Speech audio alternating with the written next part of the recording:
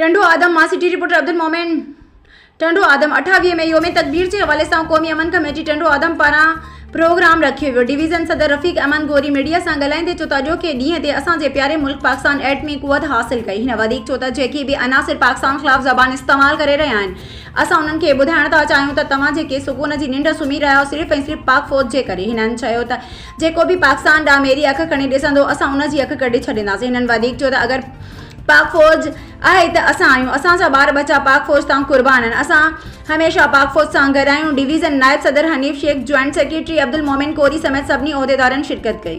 कि पाकिस्तान में जो शैतानी चरखा जो चल रहा है उनके बेगाने में नहीं आओ, मेरी पाक फौज को मजबूत करो। इंशाअल्लाह ताला हमारी पाक फौज न मजबूत आज भी है, कल भी रहेगी। ये पाकिस्तान मेरे जीना का है, लियाकत अली खान का है, मेरे मोहम्मद सल्लल्लाहु अलैहि वसल्लम का है। ये मिटेगा नहीं, ये नहीं मिटेगा इंशाअल्लाह ताला।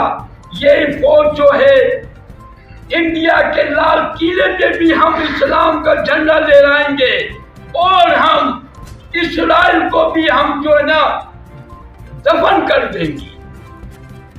मेहरबानी करके पाक फौज के खिलाफ बात नहीं करो, इस पाक फौज को मजबूत करो।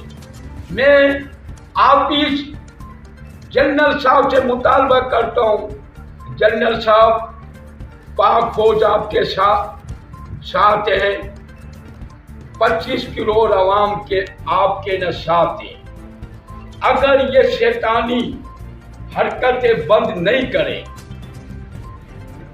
नहीं करते हैं तो आप फौरी तौर पर जनरल परवेज वाला डंडा उठाओ, शहीद जाउलक वाला डंडा उठाओ, ताकि आवाम को सुकून मिले।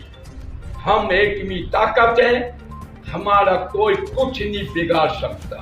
अगर इंडिया ने हमारी तरफ देखा तो हम इंडिया को न मिटा देंगे। हम तो अगर जंग के अंदर मारे भी गए तो हम तो न शहीद है और वो हलाक है। हम जंग से नहीं घबराते।